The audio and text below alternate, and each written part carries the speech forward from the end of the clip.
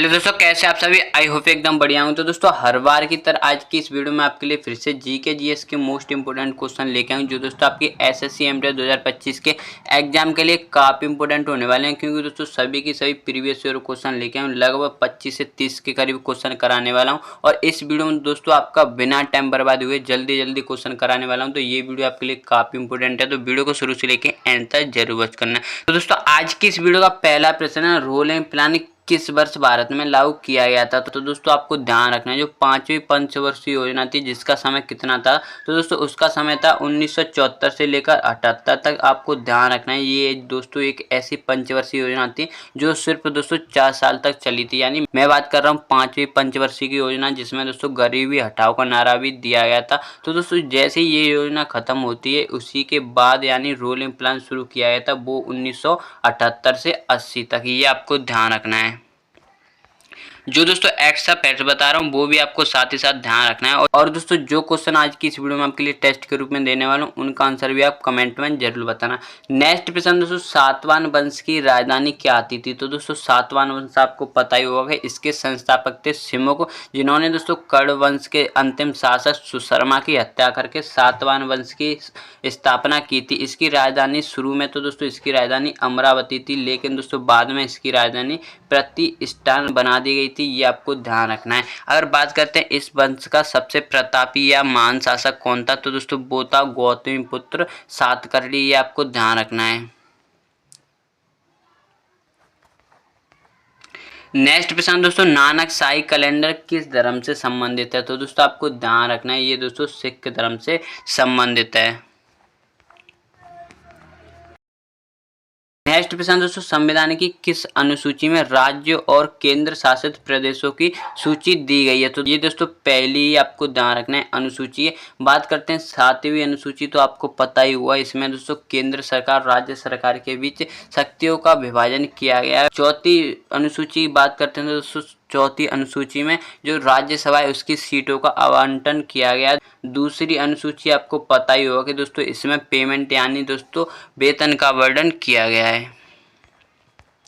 Next प्रश्न दोस्तों, किस वर्ष भारत सरकार ने राष्ट्रीय आय आयोग का गठन किया था। तो दोस्तों आपको ध्यान रखना है, राष्ट्रीय आय आयोग था, इसकी दोस्तों स्थापना 1949 में पीसी महालनोबिस की अध्यक्षता में की गई थी। ये आपको ध्यान रखना है। नेक्स्ट प्रश्न दोस्तों, विजयनगर साम्राज्य की राजधानी वो थी दोस्तों हम्पी। यहाँ से आपका एक क्वेश्चन क्लियर हो जाता है कि विजयनगर साम्राज्य की राजधानी क्या थी। तो दोस्तों ये थी हम्पी। अब आपको बताना है कि ये किस नदी के किनारे स्थित थी। तो दोस्तों आपको ध्यान रखना है, ये तुंगभद्रा नदी के किनारे स्थित थी, जो दोस्तों कहाँ पे है। तो दोस्तों आपको ध्यान रखना है, हम्पी वर्तमान में कर्नाटक में। आपके लिए टेस्ट के रूप में एक क्वेश्चन होने वाला है कि दोस्तों इसकी स्थापना यानी विजयनगर साम्राज्य की स्थापना किसने की थी। ये क्वेश्चन आपके लिए टेस्ट के रूप में होने वाला है। मैं बता दूं कब की थी, तो दोस्तों वो की थी 1336 ईस्वी में। और इस तरह से क्वेश्चन पूछा जाता है कि विजयनगर साम्राज्य की स्थापना के समय दिल्ली सल्तनत का शासक कौन था। तो दोस्तों वो था मोहम्मद बिन तुगलक। ये आपको ध्यान रखना है। नेक्स्ट प्रश्न दोस्तों, इंडिया विंस फ्रीडम पुस्तक के लेखक कौन है। तो दोस्तों जो इंडिया विंस फ्रीडम पुस्तक है, इसके लेखक है मौलाना अब्दुल कलाम आजाद। ये आपको ध्यान रखना है कि भारत के पहले शिक्षा मंत्री थे। प्रश्न दोस्तों, महाराजा रणजीत सिंह को किस उपाधि से जाना जाता है। तो दोस्तों आपको ध्यान रखना है, इन्हें दोस्तों शेरे पंजाब कहा जाता है। पंजाब केसरी आपको पता ही होगा, लाला लाजपत राय जी को कहा जाता है, जिनकी दोस्तों मृत्यु आपको पता होगा कि दोस्तों जो साइमन कमीशन भारत आया था 1928 में, इसका विरोध करते समय हो गई थी। नेक्स्ट प्रश्न दोस्तों, किस शासक ने तख्ते ताउद बनवाया था, यानी दोस्तों जो मयूर सिंहासन है वो दोस्तों किसने बनवाया था। तो दोस्तों आपको ध्यान रखना है, ये शाहजहां ने बनवाया था। और इसी पर आपको ध्यान रखना है, जो कोहिनूर हीरा था वो भी दोस्तों इसी पर लगा हुआ था, जिससे दोस्तों कौन लूट के ले गया था। तो दोस्तों 1739 में आपको ध्यान रखना है, जो नादिर शाह था वो दोस्तों इसे लूट कर ले गया था। जो दोस्तों किस देश का आक्रमणकारी था, तो दोस्तों वो था ईरान का। इस तरह से भी क्वेश्चन दोस्तों पूछा जाता है, ये आपको ध्यान रखना है। नेक्स्ट प्रश्न दोस्तों, योजना अवकाश भारत में कब लागू किया गया था। तो दोस्तों अभी मैंने आपको रोलिंग प्लान बताया था, दोस्तों ये अब हॉलीडे प्लान। तो दोस्तों हॉलीडे प्लान है, ये आपको ध्यान रखना है, जो तीसरी पंचवर्षीय योजना थी वो दोस्तों विफल रही थी। आपसे इस तरह से भी क्वेश्चन पूछा जा सकता है कि कौन सी पंचवर्षीय योजना विफल रही थी। तो दोस्तों इसके बहुत कारण थे विफल रहने के। आपको पता ही होगा कि उस समय चीन के साथ भी युद्ध हो जाता है, बंगाल में दोस्तों अकाल पड़ जाता है और दोस्तों पाकिस्तान के साथ भी युद्ध हो जाता है। तो दोस्तों आपको ध्यान रखना है जो योजना अवकाश था ये दोस्तों 1966 से लेकर 69 तक चलाया गया था।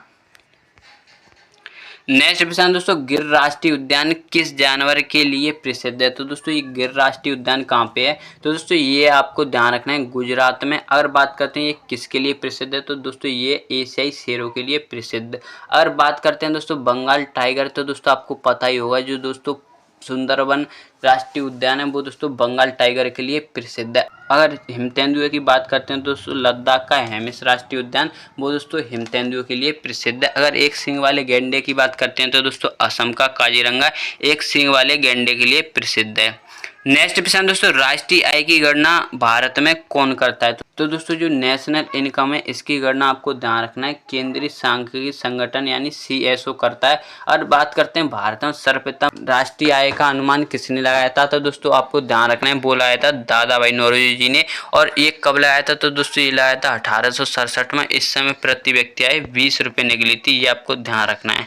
नेक्स्ट प्रश्न दोस्तों, रेत समाधि या कहते हैं टॉम ऑफ सेंट। दोस्तों टॉम ऑफ सेंट के नाम से ज़्यादा पूछी जाती है ये पुस्तक। तो दोस्तों ये पुस्तक किसके द्वारा लिखी गई है, तो दोस्तों आपको ध्यान रखना है इसके लेखक हैं गीतांजलि श्री। और आपको ध्यान रखना है जो गीतांजलि श्री हैं वो दोस्तों अंतर्राष्ट्रीय बुकर पुरस्कार पाने वाली पहली भारतीय महिलाएं, ये आपको ध्यान रखना है जिन्हें दोस्तों रेत की समाधि नामक पुस्तक के लिए आपको ध्यान रखना है अंतर्राष्ट्रीय बुकर पुरस्कार मिला है।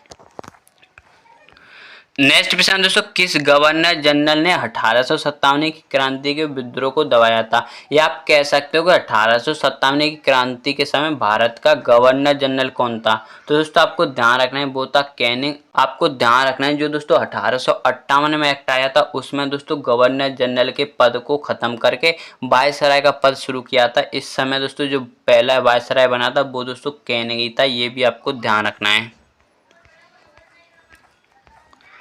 नेक्स्ट प्रश्न दोस्तों, चंद्रगुप्त मौर्य का शासनकाल कब प्रारंभ हुआ था। तो दोस्तों आपको ध्यान रखना है जो चंद्रगुप्त का शासनकाल है दोस्तों ये 322 ईसा पूर्व से शुरू हुआ था। कभी कभार दोस्तों 321 भी दे देता है, तो इसमें दोस्तों आपको कंफ्यूज नहीं होना है। अगर बात करते हैं दोस्तों इसका गुरु कौन थे, तो दोस्तों इसके जो जैन धर्म की इन्होंने शिक्षा दी थी वो थे दोस्तों भद्रवाह। और राजनीति शिक्षा दी थी वो थे दोस्तों कौटिल्य, जिन्हें दोस्तों विष्णुगुप्त और चाणक्य भी कहा जाता है।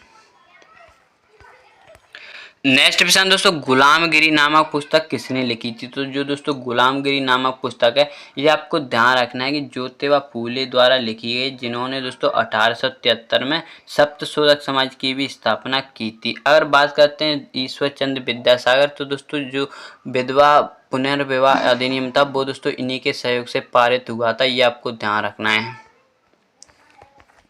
नेक्स्ट प्रश्न दोस्तों, निम्नलिखित में से कौन सा नृत्य त्रिपुरा राज्य से संबंधित है। तो दोस्तों अगर गिद्दा की बात करते हैं तो दोस्तों ये ज़्यादा ही फेमस है। तो दोस्तों आपको ध्यान रखना है भांगड़ा और गिद्दा ये दोनों की दोनों दोस्तों पंजाब के हैं। छऊ की बात करते हैं तो दोस्तों छऊ उड़ीसा का है। और बात करते हैं दोस्तों जो त्रिपुरा का है ऑप्शन के हिसाब से, तो दोस्तों वो है होजागिरी, जो दोस्तों त्रिपुरा में मनाया जाता है। बिहू की बात करते हैं तो दोस्तों बिहू असम का है, जो दोस्तों 3 प्रकार से बनाया जाता है, बोहाग बिहू। और बोहाग बिहू की बात करते हैं तो दोस्तों ये अप्रैल माह में मनाया जाता है। माघ बिहू की बात करते हैं तो दोस्तों ये मध्य जनवरी के माह में मनाया जाता है। अगर काटी बिहू की बात करते हैं तो दोस्तों ये अक्टूबर में मनाया जाता है, ये आपको ध्यान रखना है। नेक्स्ट प्रश्न दोस्तों, पोंग बांध किस नदी पर स्थित है। दोस्तों अगर पोंग बांध की बात करते हैं तो दोस्तों आपको ध्यान रखना है ये ब्यास नदी पर बना हुआ है। कहाँ पे, तो दोस्तों आपको ध्यान रखना है ये हिमाचल प्रदेश में।